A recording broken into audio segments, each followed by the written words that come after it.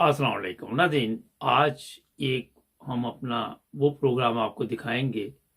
कोई चंद हफ्ते पहले हमने वो अपलोड किया था।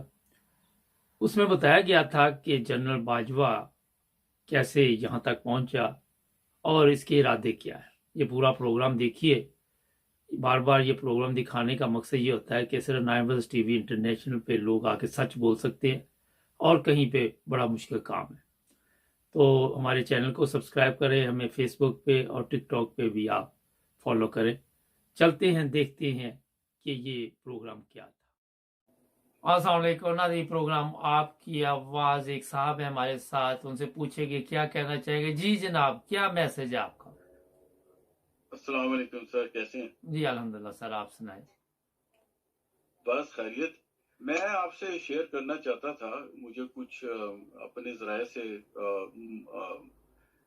मुसद्दिका इत्तलात हैं, वो जिनसे जो मेरे ज़राए हैं वो बड़े काबिल एतबार हैं। वो उनका ताल्लुक आर्मी से ही है। मैं बड़ा हैरान हूँ। उनसे पहले भी मुझे पता चला था, जी तो मैंने उनसे कंफर्म करवाया कि ये बाजवा साहब जो हैं वो पहले तो इस पे उन्होंने हैरानगी का इजहार किया कि हम उनके साथी हैं और हम इस बात पे बहरहाल हैरान है कि ये कोई इतने स्मार्ट साहब तो नहीं थे कि इनको चीफ बनाया जाता। दूसरा उन्होंने कहा कि जब ये एक पिछले रैंक पे थे, ब्रिगेडियर थे, जिसको ब्रिगेडियर बोलते हैं, तो इन्होंने कुछ इंतजामी अमूर और कुछ चीजें ऐसी थी जिसमें ऐसी गड़बड़ हो गई थी कि इनके कोर्ट मार्शल तक का खतरा उसमें था। अच्छा। तो इनके इर्द गिर्द के जी, और उनके इर्द गिर्द के लोगों ने मिल के उसको साफ कर दिया मामले को और इनकी जान बचाई गई। तीसरी बात जो मुझे पता चली वो ये थी कि ये भी पिछली ईद पे इनके कुछ बैचमेट्स इनको मिलने गए, इनके साथी पुराने, जी कि भाई ये क्या हो रहा है। तो इन्होंने उनको टालते रहे और खाने के बाद कहा बात करेंगे, फिर टाल दिया और कहा कि मैं जो कुछ कर रहा हूँ वो पाकिस्तान के लिए बेहतर है। तो मैंने सोचा इसको बहरहाल सामने आना चाहिए कि हम सोचते हैं सिविलियन जो हैं उन इदारों में लोग प्रमोट हो जाते हैं बगैर मेरिट वगैरह के, लेकिन इट सीम्स कि मिलिट्री में भी कोई मामला तो ऐसे ही चलते हैं। मैं तो सोच ही रहा हूँ कि होना ये चाहिए आइडियली कि मिलिट्री की भी चीजों के ऑडिट्स होने चाहिए। तो मैंने सोचा ये बात सबसे शेयर की जाए। अरे बड़ी अच्छी तो बात है। अच्छा ये कुछ। ये जो है ना, जी जी जी। हर जगह मामला ऐसा ही चलता है। तो कोई खाम खा हमारा मुल्क जो है वो इस रास्ते पर नहीं जा रहा। तो भाई हम्म। अच्छा चले, ये तो बड़ी इन्फॉर्मेशन आपने दी, लेकिन एक चीज है कि आप थोड़ी सी और भी बातचीत कर लेते हैं मौजूदा हालात पे भी। आप क्या देख रहे हैं कि ये जो काम आजकल पाकिस्तान हो रहा है, ये तशद्दुद के साथ लोगों को गिरफ्तार किया जाता है, मीडिया पे पाबंदी, इससे पाकिस्तान की इज्जत में कोई फर्क पड़ रहा है। पाकिस्तान की इज्जत में मेरे ख्याल में तो जो फर्क पड़ रहा है वो बहुत ज्यादा है, मगर वो नेगेटिव है। काश के पॉजिटिव होता, मगर वो नेगेटिव है। और दे लगता ये है कि जो लीडर हैं उनको ये आइडिया ही नहीं कि दुनिया किस तरफ जा चुकी है और यंगर जनरेशन अब कैसे सोचती है। वो सोचते हैं ये 1960 और 70 के हथकंडे काम करेंगे, and it's fine, it's not fine. हमारा मुल्क जो है मेरी जाती राय में इनकलाब की तरफ जा रहा है और उसको जाना चाहिए। जब तक हमने जो गंद 75 साल का डाला साफ नहीं करेंगे हम ठीक नहीं हो सके। अगेन मेरी जाती राय ये है कि लोगों को समझना चाहिए कि जब तक हम इस डर से इनकलाब से परे रहेंगे कि कहीं गड़बड़ ना हो जाए, तो खुदा के बंदो हम रोज तो मरते हैं। रोज मरना ही है, एक दफा मरना है, मगर अगर सफाई करनी है तो सही सफाई कर। अच्छा, ये राना सनाउल्लाह और उसकी टीम तो कहती है कि इमरान खान ने नौजवान नस्ल बर्बाद कर दी है, इनको शऊर आता जा रहा है और ये बड़ा खतरनाक है पाकिस्तान के लिए। आजकल नौजवान नस्ल आप समझते हैं कि कोई खराब हो रही है या उनको समझ नहीं है? आपका क्या ख्याल है, क्योंकि आप भी एक तरक्की याफ्ता मुल्क में रहते हैं, आपके इल्म में होना चाहिए। मैं तो खैर खुद अब यंग नहीं रहा, लेकिन जो चीज हम ऑब्जर्व करते रहे मुबारक साहब वो ये है कि कुछ चीजें तो ऑफ कोर्स यंग जनरेशन खराब होती है अखलाकी लिहाज से, राइट, आवारगी और ये वो, उसमें भी हुकूमत का हाथ होता है, जिनको सोसाइटी को कंट्रोल में रखना चाहिए एक हद तक। मगर उससे बढ़ के एक और प्रॉब्लम जो आपने भी देखी मैंने भी देखी अपनी लाइफ में, हमारी नानी दादी खालाएं अपने दौर में अटकी रह जाती है रवायात की पाबंद। जरूरी नहीं कि इस्लाम की हो, वो रवायात की पाबंद होती है। अगर हम उससे इनहराफ करें कहते हैं यार बिगड़ गए। उनको ये समझ ही नहीं आती कि भाई तुम पीछे रह गए हो। वो जो इकबाल ने कहा ना, तर्ज कोहन पे अड़ना, वही हमारे जो सियासतदान की जब ना सुने तो बिगड़ गए। अगर इनकी बेवकूफाना बातों में हाँ मिलाते रहे तो हम बिल्कुल ठीक है, बाशऊर अवाम। आप क्या देखते हैं कि ये इमरान खान के साथ जो सलूक कर रहे हैं इस वक्त, उसके कुलीग जो है उनको गिरफ्तार कर रहे हैं और बड़ा जुल्म भी कर रहे हैं, इसमें और इजाफा होगा? ये रुकेंगे कि अभी और भी ऐसे के काम आएंगे जिस तरह शहबाज गिल जैसे वाकयात अब सामने आ रहे हैं? भाई साहब इस वक्त जो है ना, जैसा कि बाजवा साहब के कॉलीग्स की थी राय कि कुछ समझ नहीं आती, कभी लगता मामला एक तरफ जाने लगा, कभी लगता दूसरी तरफ जाने लगा। क्या गेम खेली जा रही वो तो नहीं पता, लेकिन मेरा ख्याल ये कि इसमें अभी इजाफा होगा। लेकिन मुझे ये भी लगता है कि ये ज्यादा दूर नहीं चलना, ज्यादा दूर नहीं जा सकेगा मामला। नवाज शरीफ डील कर रहा है कि मेरे उसे मुकदमा खत्म करो, मैं वापस आ जाऊंगा। इसीलिए तो ये इमरान खान पे इतने मुकदमे बनाए हुए हैं। वो कहते जी दोनों पे खत्म करो, दोनों के लिए रास्ते जो वो साफ करो, हम इंतखाबात में हिस्सा लेंगे। सीधी सादी बात है कि एनआरओ की डिमांड की जा रही है। तो आप क्या समझते हैं कि ये एनआरओ बार बार मुशर्रफ हुआ ये खुद ले रहे, या जो भी कोई इसके पीछे हाथ है, पाकिस्तान का इसमें फायदा तो कोई नहीं, नुकसान ही हो रहा ना? इसमें सिरे से सरासर नुकसान है। इमरान साहब ने अगर कोई कंप्रोमाइज कर लिया तो वो अपना मौत का क्या कहते हैं वो गड़ा खुद खोदेंगे अपने लिए। इस वक्त तो बिल्कुल नीट है, उनकी पावर ही यही है कि वो खुद नीट एंड क्लीन है। उसको यही स्ट्रेंथ है उसकी, अगर वो कंप्रोमाइज कर बैठे तो वो कंप्रोमाइज कर जाएंगे अपनी पॉजिटिव चीजों पे। दूसरी बात यह है कि जो भी इन गेमों के पीछे होता है ना मुबारक भाई, हम सियासत में मुद्दत इन्वॉल्व रहे हैं, उनको ये समझ नहीं आ रही होती कि लॉन्ग टर्म में हमने I don't trust Pakistan anymore. मैंने आपको जिक्र किया था मेरी हमेशा ख्वाहिश नहीं वापस जाऊं, मैं नहीं जाऊंगा। उनको ये समझ नहीं आ रही कि वो अपने पांव पे कुल्हाड़ी मारे जा रहे हैं। नवाज शरीफ वापस आ जाएगा, इसलिए ये लोग हम पे मुसल्लत होंगे। अगर वहां यही लिखा तो फिर 100 सलाम है दूर से। अच्छा, आप देख रहे हैं कि चाहे बाजवा साहब है, चाहे कोई भी इदारा है, इस वक्त जब भी कोई बात इदारों के खिलाफ कोई करता है वो फौरी तौर पे मुकदमात बन जाते हैं। मगर यहाँ मैं भी यूरोप में अरसा दराज से रह रहा हूँ, आप भी कहीं सी तरक्की याफ्ता मुल्क में रह रहे हैं, तो यहाँ पे तो इदारों के खिलाफ कोई बात नहीं करता। हर कोई जबरदस्त सर्विस देते हैं, पुलिस है या कोई भी महकमा है, इज्जत एहतराम देते हैं आम पब्लिक को। तो हमारे क्यों फिर ये इदारों में कमजोरी हुई ना कि लोग उसके खिलाफ बातें करते? जी, मेरी राय ये है कि जो भी इदारों को चलाने वाले लोग होते हैं वो अपनी करतूत की वजह से इदारे को करते हैं बदनाम। एक्सपेक्ट करते हैं कि वहां समहाउ इस थ्योरी एक फिलॉसफी है कि इदारे का एहतराम करना चाहिए, मगर उसकी आड़ में जो है एहतराम जारी है किसी न किसी उनके स्याहकारियों पर पर्दा डालता है। हम एक दफा हज पे गए थे।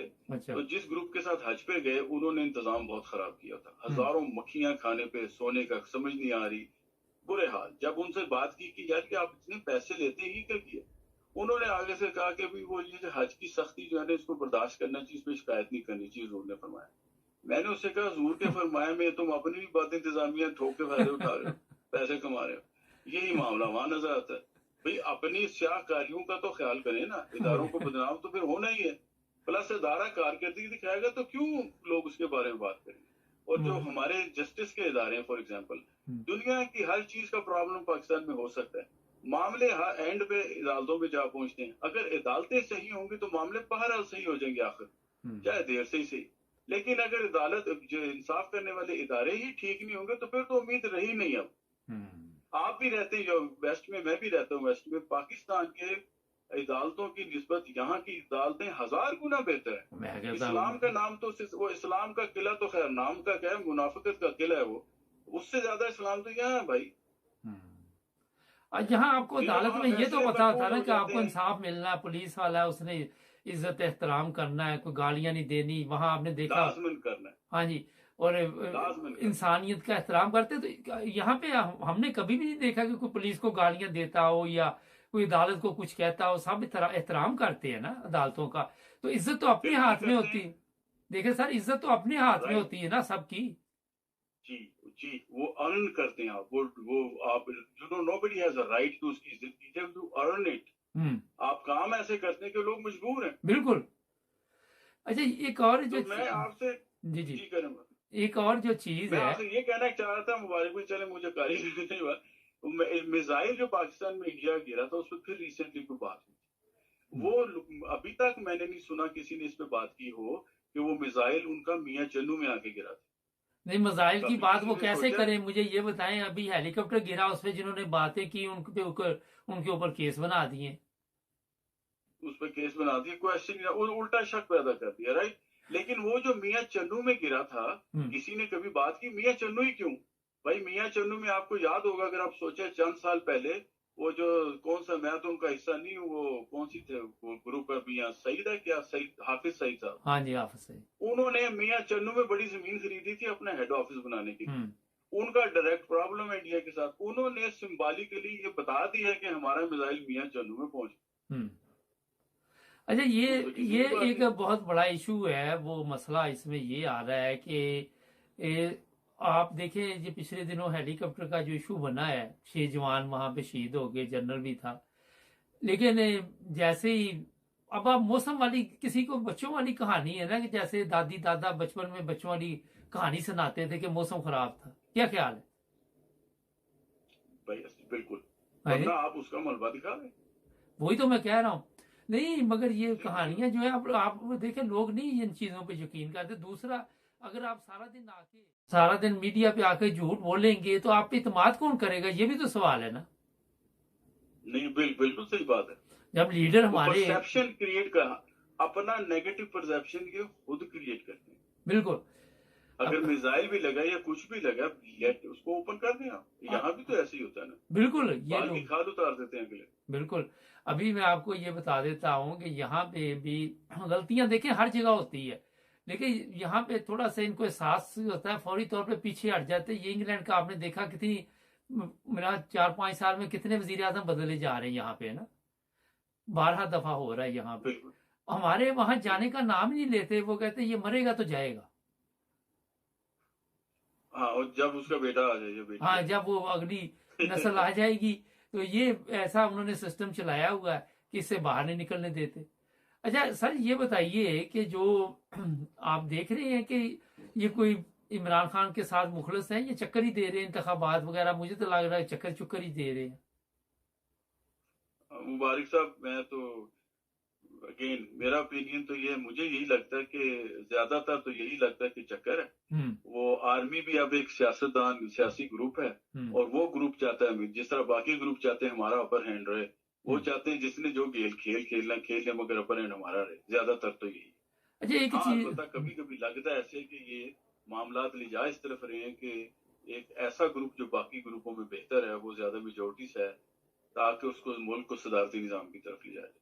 अच्छा मैं देखता हूँ हमारे आसपास हमसाए ममालिक भी, इंडिया भी है, वो बांग्लादेश भी है, जो हमारे गेम चलती है। एक तो पाकिस्तान पीछे जा रहा है, आपके सामने दोनों मुल्क तरक्की कर रहे हैं कि वीडियो वीडियो बड़ा खेला जाता है। वीडियो मेरे पास है, मेरे पास आपकी ये कमजोरी है, और वो कमजोरियों के जरिए ब्लैकमेल। ये देखिए, इन मुल्कों में तो नहीं, या किसी और मुल्क में तो ये इतना बड़ा इशू नहीं है, हमारे ही क्यों है? खैर मुबारक भाई, ये तो एक और ही इशू है हमारे सोसाइटी का, कि लोग जो चाहे, या आपने देखा होगा वेस्ट में वो सब कुछ करते हैं ये लोग, इनकी गर्लफ्रेंड्स, बॉयफ्रेंड्स, जना, शराब, सब कुछ होता है, लेकिन वो जो जिसको लीडर पिक करते चाहते हैं वो क्लीन। हमारे वहाँ लीडरशिप पूरी तरह इसमें मुलव्वस है इन चीजों में। अलबत्ता उन्होंने पासा बन के नजर जरूर आना है, लिहाजा वो वीडियो वगैरह से उनकी जान जाती है, और उनकी वीडियोस बनाई भी इसीलिए जाती है। जो सोसाइटी ओपन नहीं है, जहां मेरिट पे काम नहीं होता, वहां फिर ऐसे ही काम होता है, ब्लैकमेल कर करके काम होता है एक दूसरे का। मगर वो ओवरऑल सोसाइटी इसी में चलती जा रही है, वो नीचे तक चली जाएगी, हम मुकम्मल बर्बाद होकर रह जाएंगे। ये मैं शुरू में बात कह रहा था, जो इदारों के की लोग हैं और इनके पीछे, उनको ये समझ क्यों नहीं आती, खुदा के बंदो तुम मुकम्मल बर्बादी की तरफ रवान दवाओ। जब इदारे की बात आपने की, 25 मई को इन्होंने जो काम किया, अब इमरान खान ने कहा पकड़ दकड़ करेगी, अब भाग के इस्लामाबाद जा रहे हैं, ये सारे 13-14 थानेदार हैं, उनको मुअत्तल किया गया, उनके ऊपर केस चलेंगे। ये पुलिस वाले क्यों नहीं अपना फर्ज समझते कि हमें अवाम के साथ मोहब्बत और भाईचारे के साथ रहना चाहिए? ये हमेशा सियासतदानों के टुकड़ों पर, उनकी हड्डियों पर अपनी जिंदगी गुजारने को क्यों बेहतर समझते हैं हमारे मुल्क में? हाँ, वो यही ना, वो सरायत कर चुकी है ये बात नीचे तक, कि ऊपर वाले की खुशनुदी हमें चाहिए, जो वो कहेगा वो कर देंगे, कल दूसरा कहेगा वो भी कर देंगे। शोरिश कश्मीरी ने कुछ किताबें लिखी थी, अगर कभी मौका मिले पढ़ने का तो आप आखिर वो वाइफ और थे, वो कम्युनिस्ट थे, मुझे उनका नाम याद नहीं आ रहा, बड़े मशहूर थे, उन्होंने बड़ी सी अब्दुल्ला, उन्होंने भी एक किताब लिखी थी और मैं वो पढ़ के बड़ा हैरान हुआ कि हाँ दिस इज ट्रू कि पंजाब में जितने लोग गद्दारी पे रेडी रहते थे ना अंग्रेजों के साथ, वो अपने लोगों पे इंतहाई जुल्म करने पे रेडी हो जाते थे, चाहे वो खुफिया पुलिस के थे या पुलिस के थे, वो बिकने को रेडी रहते। ये अब कोई नई डिजीज ही नहीं, ये तब से चली आ रही कि ऊपर वाले की कुछ जो सर पे जो पैर है उसको किस करो और जिस सर के ऊपर आपका पैर है उसे ठोकर मारो। ये मेरे एक दोस्त है, वो लाहौर में अच्छी पोजीशन पे है सिटी में, उनके पास मैं एक दफा गया तो उन्होंने कॉल की तो उन्होंने फोन बंद करके कहा मैंने पुलिस ऑफिसर को कॉल की थी, तो वो यस सर कर रहा था अपने बॉस को। जब उसकी कॉल आई तो उसने कहा, उसके बाद उसने अपने सबॉर्डिनेट को कॉल की और उसको गालियां दे रहा था गंदी। तो मैंने उससे पूछा ये क्या, उसने कहा इधर तो ऐसे ही काम चलता, मतलब फोन बंद करके वहाँ यही कल्चर उतनी उसके मुंह पे छोटे को गालियां दे रहा, अच्छा, और बड़े को यस सर। तो वहाँ यही कल्चर बन चुका है, ये बन चुका ऑलरेडी है। मैं अमेरिका में रहता हूँ, यहाँ आम आदमी का जो इखलाकी मेयार है वो कहीं बेहतर है पाकिस्तान के जनरल इखलाकी मेयार से, बहुत ज्यादा कहीं बेहतर है। अब और कब तक तुम गाने गाओगे कि खुदा एक है, मोहम्मद उनके रसूल है सल्लल्लाहु अलैहि वसल्लम, कौन इसको खरीदेगा इस चीज को भाई, जब तुम्हारा अमल ही उसके अपोजिट है। हमने ये हाल कर दिया हुआ पाकिस्तान, वो बिगाड़ हो चुका है। अगर वो एक आखिरी बात मैं आपसे कहता हूँ, अक्सर लोग कहते हैं यार इमरान खान के साथ भी तो लोग ऐसे ही हैं, उसका और भाई स्टेप बाय स्टेप तो चलो ना, कोई इधर सहाबी तो उतरने नहीं वाला ना नबी। हमें ये समझना चाहिए कि चीजें स्टेप बाय स्टेप बिगड़ी हैं तो स्टेप बाय स्टेप ही ऊपर जाएंगी।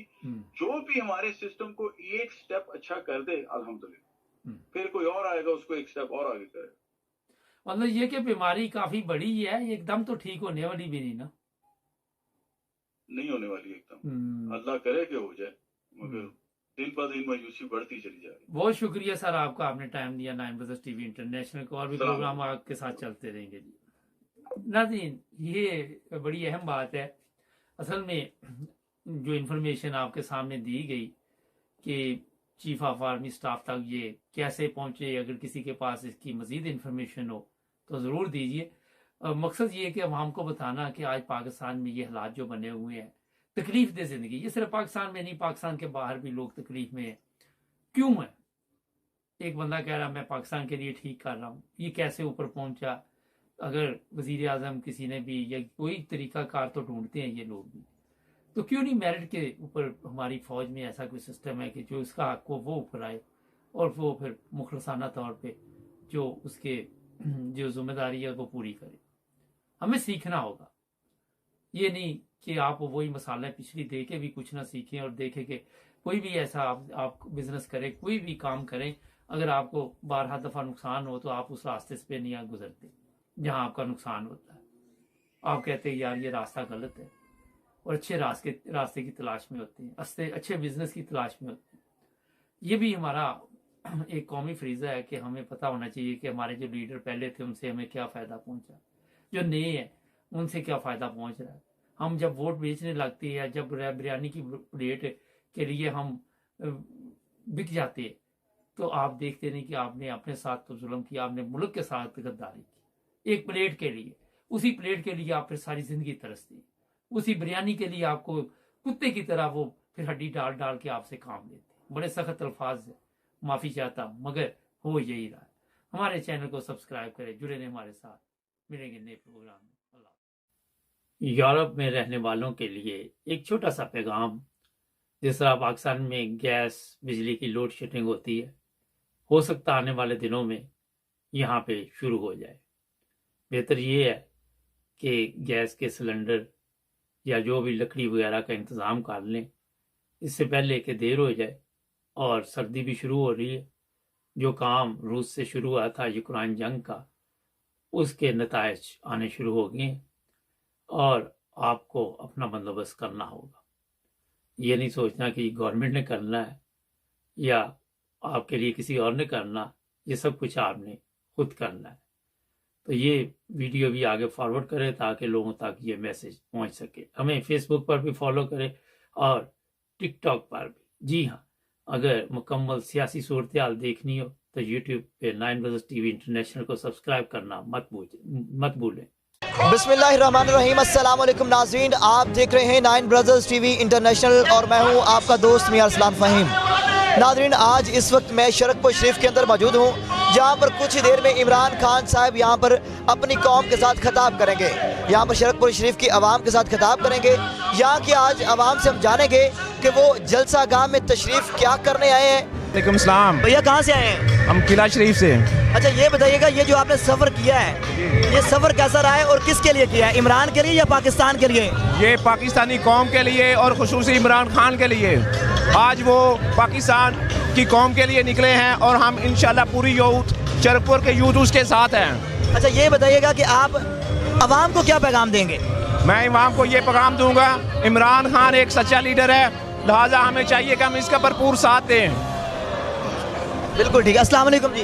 वालेकुम अस्सलाम। भाईजान, आप कहाँ से हैं? शरकपुर शरीफ। शरकपुर सिटी से हैं। अच्छा, शरकपुर सिटी जो है ये किसको सपोर्ट कर रही है?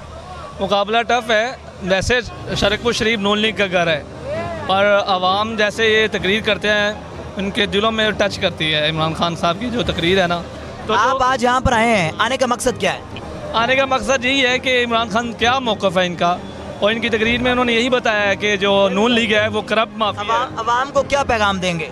आवाम को यही पैगाम दूंगा कि जो देखें कौन सच्चा है कौन झूठा है और सच्चे का साथ दें। अस्सलाम वालेकुम जी। जी वालेकुम अस्सलाम। भाईजान कहाँ से आए हैं? मैं शरकपुर से हूँ। शरकपुर सिटी से हैं। जी अच्छा, ये बताइएगा कि आपका यहाँ जलसा गाह में आने का मकसद क्या है? मकसद ये है कि लोगों को पता चले कि असल में सच्चा कौन है और झूठा कौन है, और जो इमरान खान साहब हैं वो सच के साथ खड़े हैं। ये बहुत दूर की बात थी, बहुत पहले की बात थी कि जब नून लीग का ये गढ़ हुआ करता था, लेकिन अब सबको सच्चाई का पता चल गया है कि ये पीटीआई का गढ़ है। जी, अब ये पीटीआई का गढ़ है, और कौन सच्चा है और कौन झूठा है और कौन चोर है। बताइएगा आवाम को क्या पैगाम देंगे? आवाम को ये पैगाम दूंगा कि आप पीटीआई का साथ दें, इमरान खान के साथ चलें, क्योंकि सच्चाई के साथ चलेंगे आप इमरान खान के साथ नहीं चलेंगे, आप सच्चाई के साथ चलेंगे। वो एक लीडर हैं। पीटीआई के साथ उनकी जुस्तजू के क्या मामलात हैं? पीटीआई के साथ वो कितनी मोहब्बत करते हैं? अपने कायद कप्तान इमरान खान के साथ वो कितनी मोहब्बत करते हैं और उनका यहाँ पर आने का मकसद क्या है? अस्सलाम वालेकुम सर, आप यहाँ शरकपुर शरीफ में आज जलसा गाह के अंदर मौजूद हैं, यहाँ पर आने का मकसद क्या है? यहाँ पर आने का मकसद इमरान खान को सपोर्ट करना है, अपने दिलजीज मुसलमानों को जो लीडर है इसको ऊपर लाना है, जो इम्पोर्टेड गवर्नमेंट है इसको निकालना है। मकसद है इमरान खान का इस्तकबाल करना, उसका पैगाम सुनने के बाद लोगों को घर घर तक उसका पैगाम पहुँचाना। अस्सलाम वालेकुम जी। वालेकुम अस्सलाम। सर, क्या नाम है आपका? मोहम्मद खालिद। अच्छा खालिद भाई, ये बताइएगा कि आप अभी जलसा गाह के अंदर मौजूद हैं, यहाँ पर आने का मकसद क्या है आप लोगों का? हमारा यहाँ आने का एक ही मकसद है, आज़ादी। तो एक कौन सी आज़ादी चाहते हैं? एक आज़ादी हमें कैद आदम ने दी थी, दूसरी आज़ादी इमरान खान देगा। वो आज़ादी वो होगी जो हकीकी आज़ादी होगी। मैं अपने मुखालफिन को एक पैगाम देना चाहता हूँ आपके हवाले से। हकीकी आज़ादी वो पूछे कि हकीकी आज़ादी कौन सी है? हकीकी आज़ादी वो है कि जो गरीब को हक मिले, गरीब का हक मिले। ये ना हो कि वो एक सरमायादार है उनको सरमायादार का हक मिले।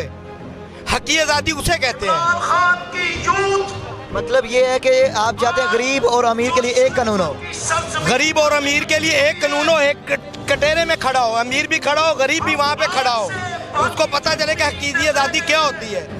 खान साहब को किसी के मुल्क के लिए लड़ना वो जानते हैं, ठीक है, उसको किसी चीज़ की ज़रूरत नहीं इमरान खान को, ठीक है, वो खुद पहले भी हीरो थे, आज भी हीरो हैं। अच्छा, ये बताइएगा कि इमरान खान साहब आज यहाँ पर आ रहे हैं, ये इलेक्शन की कैंपेन के हवाले से आ रहे हैं या फिर ये मामला क्या है? यहाँ पर आने का मकसद क्या है इमरान खान साहब का? यहाँ पर आने का एक ही मकसद है इमरान खान का, इलेक्शन के लिए भी आ रहे हैं और हकीकी आज़ादी का एक पैगाम देने के लिए आ रहे हैं, जहाद के लिए आ रहे हैं। ये हमारे नौजवानों का एक जहाद है। उस वक्त हमारे बुजुर्गों ने मुल्क को आज़ाद किया, इस वक्त पाकिस्तान के नौजवान इस मुल्क को आज़ाद करके हकीकी आज़ादी का वो पैगाम लेके जाए। अस्सलाम वालेकुम जी।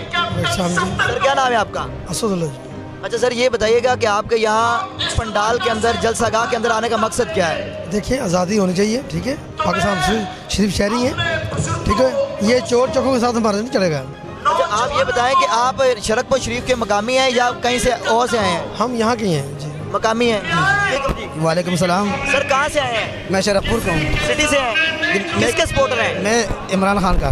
इमरान खान के पीटीआई के। हाँ जी। जलसा गाह में आने का मकसद क्या है? जलसे में आने का मकसद ये है कि जिस मकसद के लिए हम आवाम के लिए जो बेहतर है अल्लाह ताला उसको आगे ले आए, हमारा मकसद ये है। आपको क्या लगता है कौन बेहतर है? बेहतर अब बेहतर जो लगता है, ज़ाहिरी तौर पर जो लगता है वो तो इमरान खान ही बेहतर है। अस्सलाम वालेकुम जी। वालेकुम अस्सलाम। सर कहाँ से हैं? दहामके से। आपने इतना सफर किया किस लिए?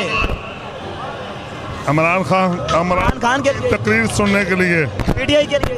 जी। पीटीआई को सपोर्ट कर रहे हैं, इंशाल्लाह ताला करते रहेंगे। क्या लगता है पीटीआई जीतेगी? बहुत अक्सरियत से जीतेगी पीटीआई। इमरान खान बहुत अच्छा, नेक, नमाजी, परहेजी, अच्छा आदमी है।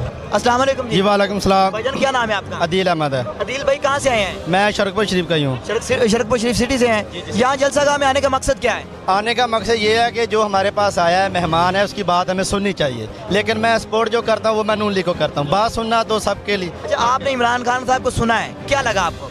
बातें तो सब ठीक करते हैं, बाकी सबको पता है जो सच्चा है जो झूठा सबको दिल से पता है। अच्छा, यहाँ से जीतेगा कौन, आपको क्या लगता है? पहले तो हर साल नून लीग जीती है, इस वक्त जो मुकाबला टफ है, देखा जाएगा कौन जीता है। बिल्कुल ठीक है। अस्सलाम वालेकुम जी। वालेकुम सलाम जी। सर कहाँ से आए हैं? मदर शरीफ से। कहाँ से? पिंड मदर शरीफ से। अच्छा, इतना जो आपने सफर किया है, हाँ जी। ये सफर आपने किसके लिए किया है? ये हमने सफर इंशाल्लाह ताला इमरान खान की मोहब्बत के लिए किया है। यहाँ वोट किसको देना है? इमरान खान साहब को, मियां मोहम्मद अबू बकर साहब को। अस्सलाम वालेकुम। वालेकुम सलाम। भाईजान कहाँ से आए हैं? मैं यहाँ लोहाई गाँव लुड़कने में वहाँ से आया हूँ। अच्छा, यहाँ पर आने का मकसद क्या है? मैं इमरान खान की तकरीर सुनने आया था और उसको वोट देने के लिए। सुना है, क्या महसूस हुआ है? बहुत अच्छा महसूस हुआ है। वो एक नाइस लीडर है, वो पूरी कौम को साथ लेकर चलने वाला लीडर है। अच्छा, ये बताएं कि यहाँ से जीतेगा कौन? इंशाल्लाह मियां अबू बकर जीतेगा, हम उसको वोट देंगे। अस्सलाम वालेकुम। वालेकुम सलाम। कितों आए हो? कुलर क्यों जी? इतने आने का मकसद की है? मियां साहब वास्ते। मियां साहब के लिए? पीटीआई के लिए? पीटीआई के लिए नून लीग लोटा, राणा पंगू लोटा। अस्सलाम वालेकुम जी। जी वालेकुम सलाम। भाईजान कहाँ से आए हैं? शरकपुर से। सिटी से हैं? जी सिटी। यहाँ जलसा गाह में आ जाने का मकसद क्या है? इमरान खान की मैथ का। इमरान खान के साथ मोहब्बत करते हैं? जी मोहब्बत करते हैं। लगता क्या है कि यहाँ से कौन जीतेगा? पीटीआई बारीक सीरियत से जीतेगी। कहते हैं ये जो शरकपुर शरीफ है ये नून लीग का गढ़ है। वो फ्लॉप हो गया बहुत देर से। खत्म हो गया? खत्म हो गया। वालेकुम जी। वालेकुम सलाम जी। मियां साहब कितों आए हो? ਅਸੀਂ ਨਨਕਾਣਾ ਸਾਹਿਬ ਦੇ ਕੋਲ ਬਾਰਬਟਨ ਸ਼ਹਿਰ ਦੇ ਉੱਥੋਂ ਆਏ ਆ। ਬਾਰਬਟਨ ਤੋਂ ਇੱਥੇ ਆਉਣ ਦਾ ਮਕਸਦ ਕੀ ਹੈ? ਇੱਥੇ ਆਉਣ ਦਾ ਮਕਸਦ ਇਹ ਸਾਡੇ ਮੀਆਂ ਖਲੀਲ ਸਾਹਿਬ ਦਾ ਮਰੀਦ ਆ ਪੀਰੋ ਮੁਰਸ਼ਦ ਸਾਡੇ ਇਲੈਕਸ਼ਨ ਦੇ ਖਲੋਤੇ ਨੇ, ਇਲੈਕਸ਼ਨ ਦੇ ਖਲੋਤੇ ਨੇ ਮੀਆਂ ਅਬੂ ਬਕਰ ਸਾਹਿਬ। इंशाल्लाह अल्लाह ਦੇ ਕਮਾ ਜਿੱਤਣਗੇ और बड़ी इंशाल्लाह भारी अक्सरियत ਨਾਲ ਜਿੱਤਣਗੇ इंशाल्लाह ਚੋਰ ਚੋਰ ਐਸਾ ਉਹਨਾਂ ਸਪੋਰਟ ਵਾਸਤੇ ਆਏ ਹੋ? ਉਹਨਾਂ इंशाल्लाह ਸਾਡੀ ਜਾਨ भी हाजिर है अपने पीरा वास्ते। अस्सलाम वालेकुम जी। वालेकुम अस्सलाम। सर क्या नाम है आपका? मोहम्मद अल्ताफ गुजर। अच्छा, ये गुजर साहब ये बताइएगा कि यहाँ पर आप कहाँ से आए हैं? मैं दाता साहब से आया हूँ। माशाल्लाह, इतना लंबा सफर आपने क्यों किया है? मैं अपने पाकिस्तान के लिए आया हूँ, अपने लोगों के लिए आया हूँ। तमाम लोगों से रिक्वेस्ट ये है, जितने शरकपुर शरीफ के जो लोग हैं, शरकपुर शरीफ के लोग, ये पाकिस्तान के पूरी दुनिया में नाम है इनका, शरकपुर शरीफ वालों का। इनको ये रिक्वेस्ट है, आप हक सच के साथ साथ दें, चाहे कोई शख्स भी हो, क्योंकि यहाँ के जो बुजुर्ग हैं ना वो बड़े नामवर बुजुर्ग थे। काजी अल्लामा इकबाल साहब शरकपुर शरीफ साहब के पास जब आए, खुद चल के आए लामा इकबाल साहब, तो शरकपुर वालों को शायद इनका पता ही नहीं है। तो जब लामा इकबाल साहब खुद चल के आए ना, तो वो दाढ़ी वाले के बगैर नहीं मिलते थे। उन्होंने कहा कि हमारे जो मुर्शिद हैं वो दाढ़ी वाले के बगैर नहीं मिलते। काजी लामा इकबाल साहब वापिस होने लगे तो उन्होंने अपने मुरीद को भेजा, भागो इसके अंदर दाढ़ी है, दाढ़ी नहीं है बाहर लेकिन इसके अंदर है। इसी का जवाब मैं ये दे रहा हूँ कि खान साहब के अंदर दाढ़ी है। आज तक कोई पूरा शरकपुर ये बता दे, किसी को पता है इया का नाबुदु वैया का नस्ताइन का क्या मतलब है? किसी को मालूम नहीं है इया का नाबुदु वैया का नस्ताइन मतलब क्या है? ये वही शख्स है, मैंने 50 साल में पहली मरतबा सुना है इया का नाबुदु वैया का नस्ताइन। अल्लाह तेरी इबादत करते हैं, तेरे से मदद मांगते हैं, तो किसी से मांगने की जरूरत नहीं है। बिल्कुल ठीक है, मांगे हक सच का साथ दें। तो मैं दाता साहब से आया हूँ, मैं यही लोगों से रिक्वेस्ट करता हूँ, मैं कहाँ से चल के आया हूँ अपने बच्चों के लिए, ताकि आने वाला पाकिस्तान मेरे मुस्तकबल जो है वो ठीक रहे। जी राइट है, क्योंकि मेरे माँ बाप भी यहाँ पे फोत हो गए, मैं भी गुर्बत में हूँ, एक रिक्शा ड्राइवर हूँ मैं, एक रिक्शा ड्राइवर लाइला मुसल रिक्शा खड़ा करके आया हूँ। अब ये सोचे ये लोग कि मैं बेवकूफ़ हूँ, रिक्शा खड़ा करके कपड़े पहन के दाता साहब से आ गया हूँ। किस लिए आया हूँ? इस बंदे के लिए आया हूँ, सुनने के लिए कि ये क्या कह रहा है। लिहाजा इन सबको शरकपुर वालों को ये आपका पता चलेगा, आपने हक का साथ दिया है कि आप लौटे हैं। अस्सलाम वालेकुम। वालेकुम सलाम। भाईजान कहाँ से आए हैं? मैं मदर शरीफ, यहाँ इलाका पास या शरकपुर शरीफ के पास है। यहाँ पर आने का मकसद क्या है? हमें इमरान खान से मोहब्बत है, पीटीआई से मोहब्बत है, पीटीआई से के तरानों से मोहब्बत है। हम उनके जालू हैं, इनके लिए इसलिए हम यहाँ पेश हुए हैं।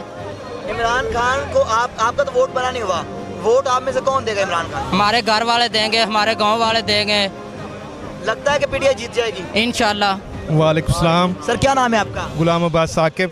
गुलाम अब्बास भाई ये बताइएगा यहाँ पर आने का मकसद क्या है? यहाँ पे आने का मकसद ये है कि हम इमरान खान साहब को सपोर्ट करेंगे और इंशाल्लाह जो 16 तारीख को इलेक्शन हो रहा है उसमें भी इंशाल्लाह हम बैट पे मोहर लगाएंगे और इंशाल्लाह इनको जितवाएंगे, क्योंकि ये बंदे जो हैं ये हमें 70 साल बाद मिले हैं, जो रूल एंड रेगुलेशन पे अमल कर रहे हैं। हमें पहले पढ़े लिखे बंदे हैं, पढ़े लिखे बंदे हैं। जब पढ़े लिखे बंदे हैं ना तो ये नहीं होता कि पढ़े लिखे बंदे हैं। बंदे ये हैं कि वो कवानीन पे अमल करने वाले हैं और राय रास्त पे चलने वाले हैं, इसलिए हम भी उनके साथ हैं।